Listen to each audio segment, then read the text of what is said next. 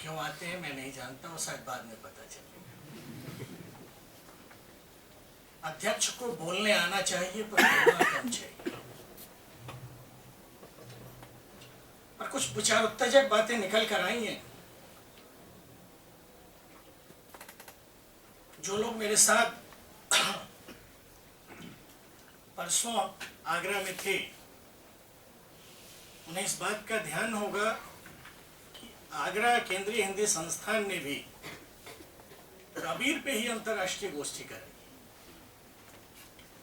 यह बौद्धिक संयोग है या इस देश के मिजाज का बदलना है, मैं नहीं कह सकता। पर खुशी है कि कबीर को कई अर्थों में पढ़ने की कोशिश हो रही है। अध्यक्ष होने के नाते मेरा पहला दायित्व तो यह है कि मैं अपने वक्ताओं के जो वक्तव्य थे उनमें से जो मैंने सीखा और जो मुझे अच्छा लगा, आप लोगों को भी जो लगा। बड़ी अच्छी बात तखलाक साहब ने कही कि इश्क करने की समस्या इतिहास ने पैदा की है। इश्क मानवीय है, इश्क बीमारियों का इलाज है। इसलिए जब आप इश्क कर रहे होते हैं तो ऐतिहासिक काम कर रहे हैं। एक समस्या थी कि हम एक समाज के रूप में कैसे जिए।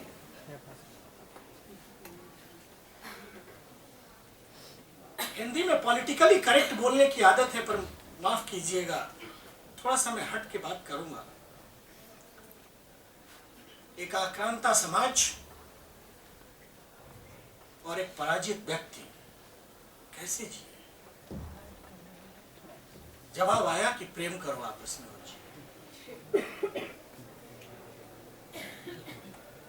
सूफी मत ने इस प्रेम को एक समाधान के रूप में प्रस्तुत किया।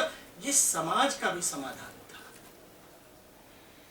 समाज के द्वारा प्रस्तुत समाधान था।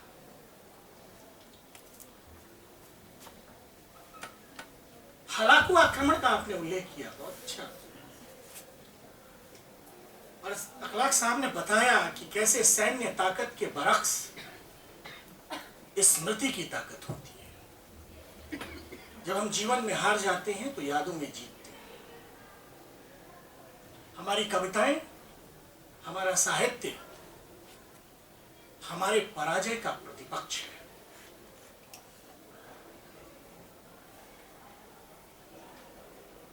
बुरा न मानेंगे, इस्लाम के बरक्स भक्ति आंदोलन यही प्रतिपक्ष है।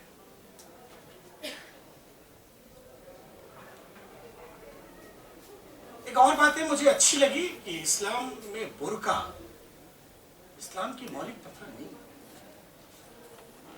ये परिस्थितियों की देन।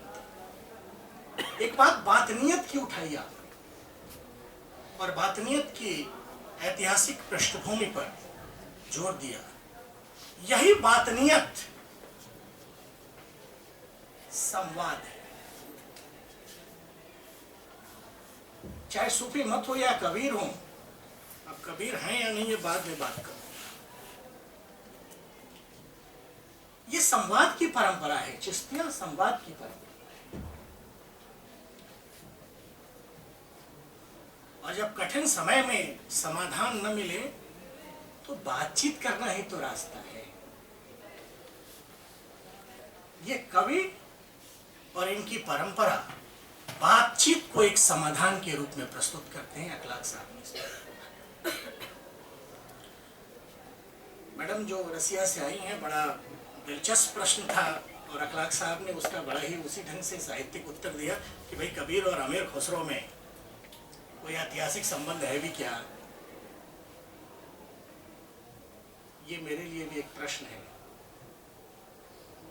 उत्तर मिला हो या न मिला हो, व्याख्याएं जरूर।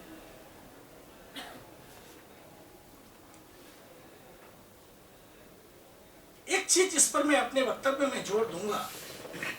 एक बात आई कि कबीर क्रांतिकारी हैं, स्पष्ट हैं, निर्गुण हैं, सत्ता विरोधी हैं, कुल मिलाकर इस्लामिक दर्शन के नजदीक हैं।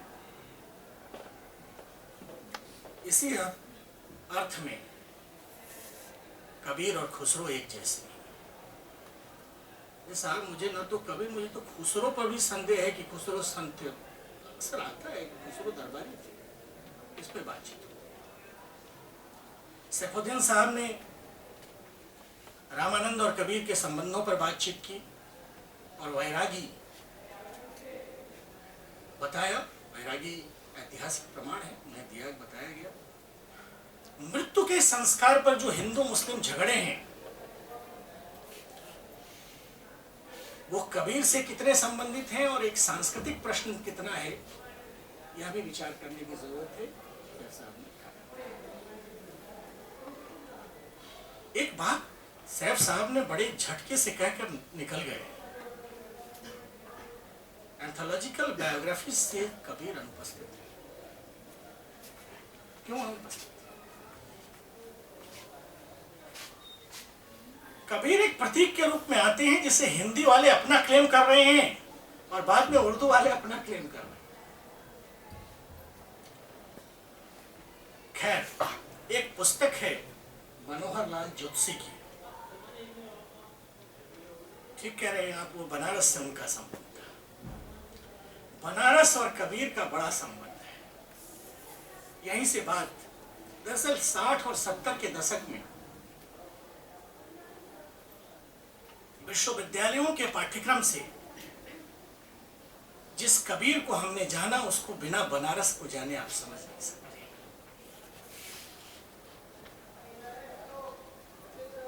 ये कबीर जो हमने बीए एमए के दौरान पढ़ा और जो विश्वविद्यालयों में पढ़ाए जाते हैं, समाज सुधार, सामाजिक चेतना, हिंदू मुस्लिम, परंपरा विरोध, क्रांतिकारी चेतना और द्वंद्वात्मक चेतना वाले कवि थे। इन शब्दावली पर गौर कीजिएगा। ये किसकी शब्दावली है जनाब? ये शब्दावली अयोध्या सिंह उपाध्याय हरिओत, जिसकी तरफ आपने इशारा किया, गणेश बिहारी मिश्र, श्याम बिहारी मिश्र, पीताम्बर दत्त बड़थवाल और श्याम सुंदर दास या ताराचंद की शब्दावली नहीं। मैं ऐसा इसलिए कह रहा हूं कि ये सभी कबीर के प्राथमिक पाठ करने वाले लोग हैं। इनके वो कबीर नहीं है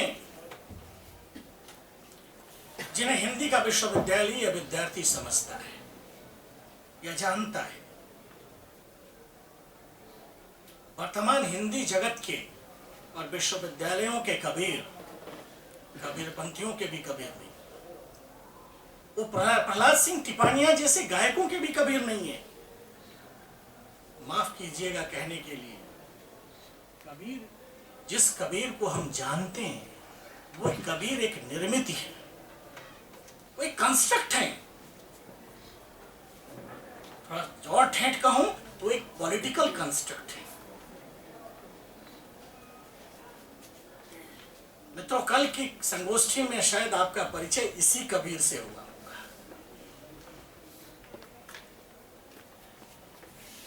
स्वातंत्रोत्तर भारत की शिक्षा को लेकर अपना जगह जगह अपनी पुरोहिती चलती है। अपन इन दिनों इसी पर मास्टरी कर रहे हैं। स्वातंत्रोत्तर भारत के विश्वविद्यालयीय शिक्षा में जो एक वर्चस्ववादी विचार रहा है, या सीधे सीधे अगर मैं कहूं तो हम जिस कबीर को जानने वाले हुए वे सत्ता पोषित वामपंथी विचार की निर्मित है।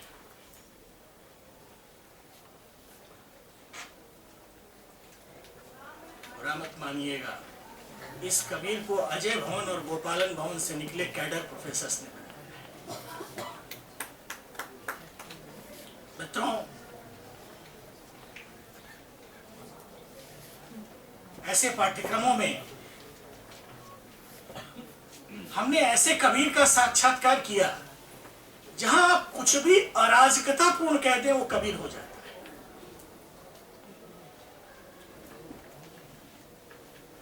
बनारस इस बात का गवाह है। ऐसा कि वहां कबीर विजाविस तुलसी खड़े करने की कोशिश की गई। जो लोग बनारस जानते हैं, बनारस हिंदू विश्वविद्यालय को जानते हैं, उन्हें इस बात का पता होगा कि कैसे एक खास किस्म का कबीर परिचित हुआ हिंदी समाज से। ये शांति निकेतनी कबीर और वामपंथी विचार का रिमिक्स था। मित्रों, एक बात कहूं, थोड़ा अपने आप की बुद्धि पर बल पड़ेगा। न केवल कबीर अपितु पूरी निर्गुण भक्त परंपरा की हिस्टोरिसिटी संदिग्ध है। मैं अक्सर कहता हूं कि जिन हिस्टोरिकल एविडेंस पर इन कवियों की छवियां बनाई गई हैं, आप विद्वान लोग उनका मूल्यांकन करें। आप खुद सोचिए कि किसी की भाषा में भोजपुरी, राजस्थानी, पंजाबी के इतने शेड्स, उम्र का इतना बड़ा स्पैन और मरने पर फूल हो जाना एक गॉसिप की तरह ही तो लगता है। मित्रों, कहीं ना कहीं मैं तो पूर्वांचल का रहने वाला हूं। मेरा बालपन मानस की चौपाइयों की छांव में बीता है। जो लोग पूर्वांचल से परिचित हैं वो इस बात से भी परिचित होंगे कि आज भी पूर्वांचल में आपको कबीर के नाम पर कविता करने वाले लोग मिल जाएंगे। हमारे यहां तो होली में एक गीत गाया जाता है, इसे कबीरा कहा ही जाता है। मैं ऐसा क्यों कह रहा हूं?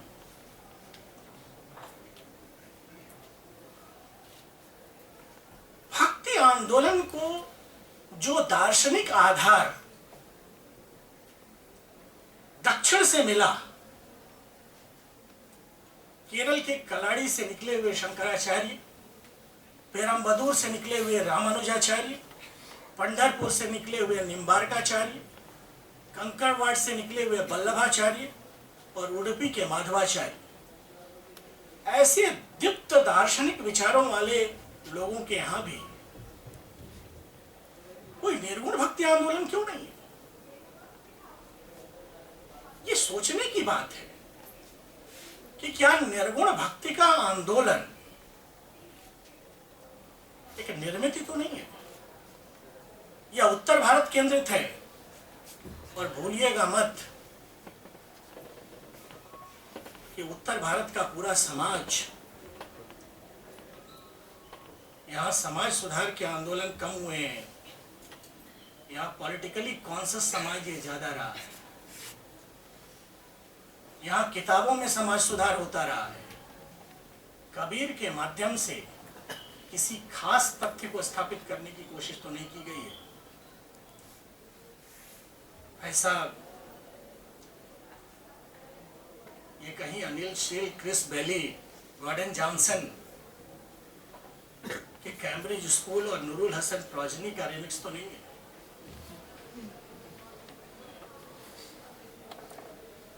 यह पूरा का पूरा कैम्ब्रिज स्कूल भारतीय पौरुष और कर्मठता के निगेशन के तर्क पर आधारित था।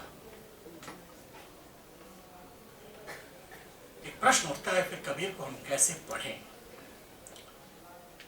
कबीर को कवि के रूप में पढ़ें या न पढ़ें? समाज सुधारक के रूप में पढ़ना, हिंदू मुस्लिम समन्वयकर्ता के रूप में पढ़ना अति पाठ है।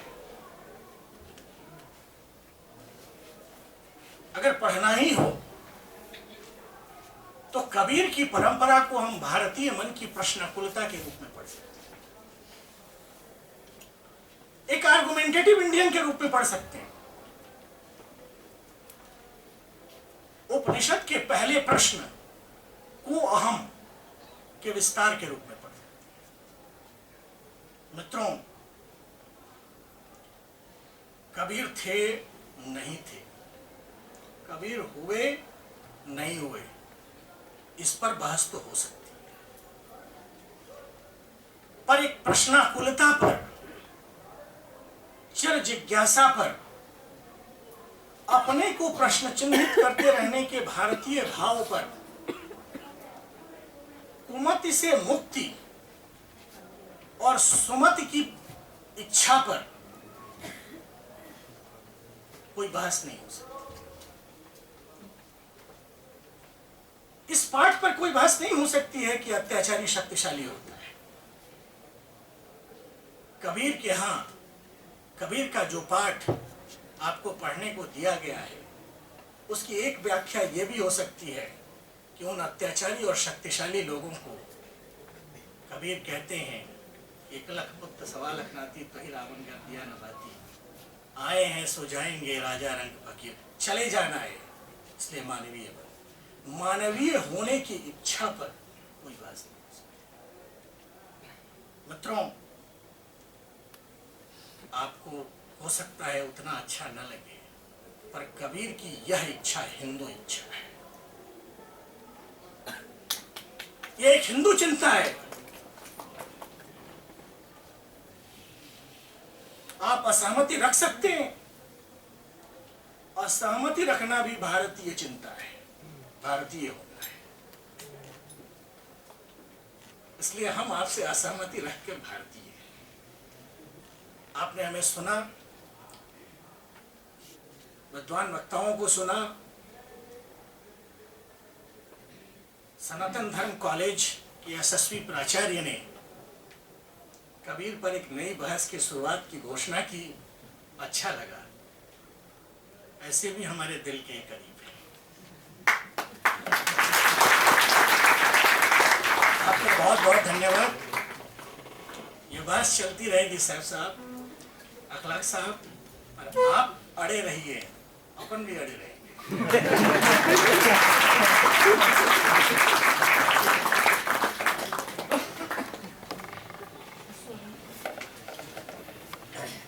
जाओ